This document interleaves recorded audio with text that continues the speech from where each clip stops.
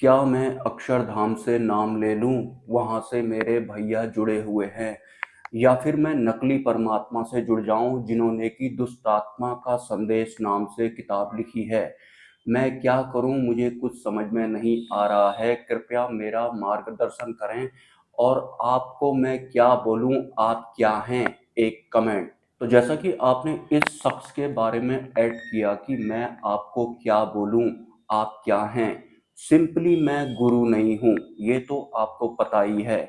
लेकिन जो मेरे गुरु हैं वो अक्षर ब्रह्म सत्पुरुष हैं। लेकिन वो भी अपने आप को कभी गुरु नहीं बोलते हैं। और जो उनके गुरु हैं वो भी अक्षर ब्रह्म सत्पुरुष हैं, और वो भी कभी ऐसा नहीं बोलते कि मैं गुरु हूँ। और जो उनके गुरु हैं वो भी अक्षर ब्रह्म सत्पुरुष हैं।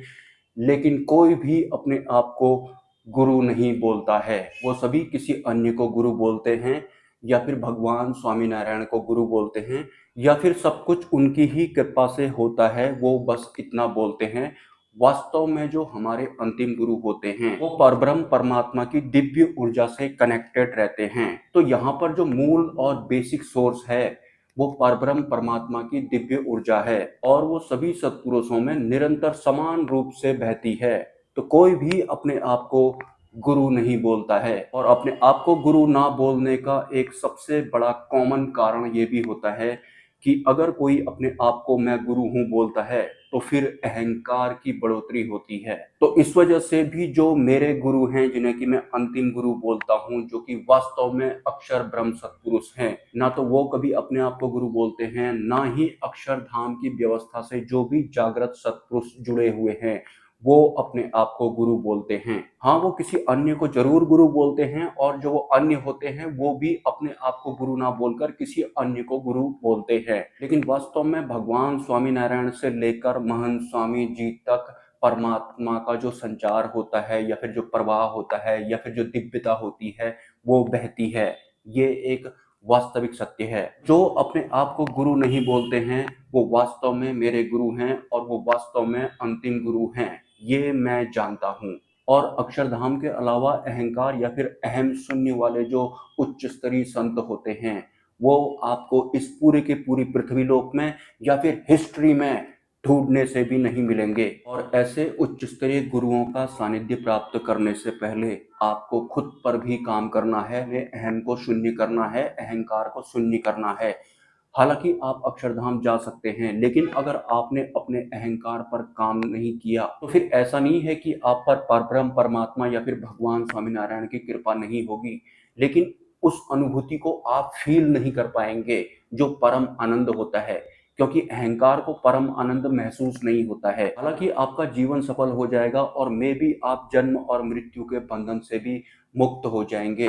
लेकिन अगर आपको अनुभूति चाहिए, जैसे कि मैंने कल के एक वीडियो में बताया था कि परमात्मा एक रहस्यमय आनंदपूर्ण अवस्था होती है, उस रहस्य में हमको ठहरना होता है कि वो रहस्य होता ही इतना आनंदपूर्ण है कि ये क्या है, क्यों है, जानने की इच्छा वगैरह होती ही नहीं है। जानकर क्या करना है, आनंदपूर्ण है तो ठहर जाओ उसमें, बस इस तरह से आप समझ सकते हैं। लेकिन अहंकार अगर जरा सा भी हमारे भीतर होता है तो फिर हम अंतिम गुरु को या फिर अक्षर ब्रह्म सत्पुरुष को या फिर उनके प्रवचनों को सुन तो सकते हैं, समझ तो सकते हैं, लेकिन हमको परम आनंद की अनुभूति नहीं होती है, क्योंकि अहंकार पहले से ही खड़ा होता है कि मैं सुन रहा हूँ, मैं देख रहा हूँ, मेरे को पता है कि ये अंतिम गुरु हैं, मैं इनको जान लूंगा, अपने अंदर भर लूंगा, अपना पर्सनल वाला आनंद बनाऊंगा।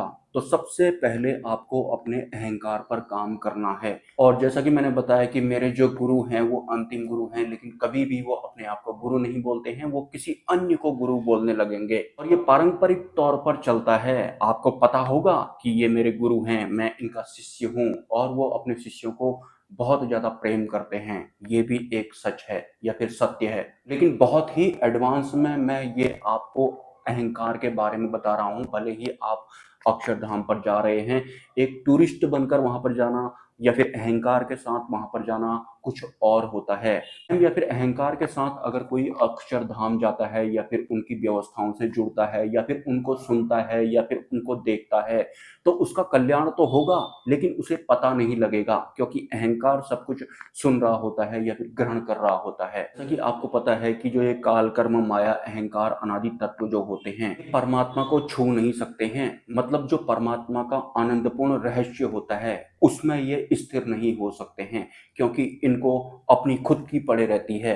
अहंकार की बात यहाँ पर मैं कर रहा हूँ। जो भी लोग मेरे बारे में जानना चाहते हैं या आजकल में ही वो इस चैनल पर आए हैं कि मैं वास्तव में हूँ कौन, ये जो ज्ञान आपको बता रहा है, सिंपली मैं कोई गुरु वगैरह नहीं हूँ, लेकिन मेरे जो गुरु हैं वो अक्षर ब्रह्म सत्पुरुष हैं, जिन्हें कि अंतिम गुरु कहा जाता है, जिनको परब्रह्म परमात्मा भगवान स्वामी नारायण के द्वारा नियुक्त किया गया होता है, जिन्होंने कि हम इंसानों की वास्तविक मुक्ति का मार्ग प्रशस्त किया था जब वो इंसान के रूप में अवतरित हुए थे अपनी उस जीवन यात्रा के दौरान। तो बुद्धि और मन से आइडिया लगा करके आप मुझे गुरु मत मान लेना, क्योंकि मैं गुरु नहीं हूँ, मेरे गुरु जरूर गुरु हैं, और भगवान स्वामी नारायण परब्रह्म परमात्मा तक जितने भी हैं वो सब भी मेरे गुरु हैं, लेकिन मैं गुरु नहीं हूँ। मैं अपने आप को गुरु नहीं कहलाना चाहूंगा। तो सिंपली आप मुझे भगवान स्वामी नारायण का एक छोटा मोटा संदेशवाहक कह सकते हैं, हालांकि मैं संदेशवाहक भी नहीं हूँ।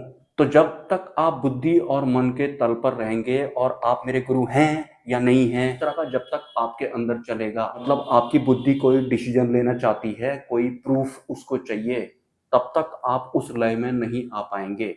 तब तक आप शब्दों में ही अटके हुए जैसे रहेंगे, या फिर कुछ सुनना चाहता होगा आपका अहंकार कि अनाउंस कर दे आज कि मैं गुरु हूँ, लेकिन मैं गुरु नहीं हूँ और मैं तो परमात्मा का संदेश वाहक भी नहीं हूँ। लेकिन जो मेरे अंतिम गुरु हैं उनसे मैं थोड़ा थोड़ा कनेक्ट जरूर हूँ, और ये कनेक्शन भी मेरी वजह से नहीं बना हुआ है, उनकी कृपा से ही बना हुआ है, मेरे अंतिम गुरु की कृपा से, या फिर भगवान स्वामी नारायण जो परब्रह्म परमात्मा हैं उनकी कृपा से। क्लियर? टोटल मिलाकर के आप ये समझें कि जैसे जैसे आपका अहंकार शून्य होता जाएगा, ये सबके लिए है, किसी एक पर्टिकुलर इंसान के लिए नहीं है। जैसे जैसे आप अपने अहम को भाप जाएंगे और उसको शून्य करते जाएंगे, वैसे वैसे वास्तविक सत्य या फिर वास्तविक मुक्ति या फिर परमात्मा या फिर भगवान स्वामीनारायण के मामले में आपकी जो वास्तविक यात्रा है वो सरल होती जाएगी। आप मेरे गुरु हैं या नहीं हैं, कौन गुरु है कौन नहीं है, ये लफड़े से आप पार हो जाएंगे। कुछ बोलने की जरूरत भी आपको नहीं पड़ेगी। ऑटोमेटिक आप अंतिम गुरु की शरण में आ जाएंगे या फिर उनके द्वारा ट्रैक कर लिए जाएंगे। काम आपको करना है अहंकार पर और अहम पर। ध्यान रखिए, अहंकार के बारे में मैं बहुत दिनों से बताने में लगा हुआ हूँ। अहंकार अच्छा भी बन जाता है, अहंकार ईमानदार भी बन जाता है, अहंकार ईर्ष्या भी करता है, क्रोध भी करता है, दूसरे की तारीफ भी कर देगा, अहंकार दान भी करता है, अहंकार मेकअप भी करता है, अहंकार शेरवानी भी पहनता है, अहंकार सब कुछ करता है। ऊपर से अहंकार को अपने ऊपर ही ये गलतफहमी होती है कि जब मैं अंतरिम यात्रा करूंगा तो मैं ही आत्म तत्व हूँ, मेरे अलावा कुछ भी इधर उधर नहीं होगा, मैं आखिरी हूँगा, तो आत्म जागृति भी मेरी ही होगी, मुझ में ही कोई बदलाव होगा। कुछ इस तरह का ये अहंकार होता है जो कि बहुत सूक्ष्म होता है। हालांकि कुछ दिनों से मेरा वीडियोस बनाने का मन नहीं करता है, क्योंकि मैं बहुत दूर हूँ अभी, और हाल फिलहाल कुछ ऐसा कोई फिक्स कुछ भी है नहीं। मिलते हैं किसी नेक्स्ट वीडियो में। नमस्कार। ये पूरी की पूरी दुनिया अहंकार के साथ में चल रही होती है या फिर अहंकार की वजह से गतिमान होती है। तो जैसे जैसे या फिर जितना आप अपने अहम या फिर अहंकार को मिनिमाइज करते जाएंगे, उतना ही परब्रह्म परमात्मा की कृपा आपको प्राप्त होती है या फिर अनुभूति होती है।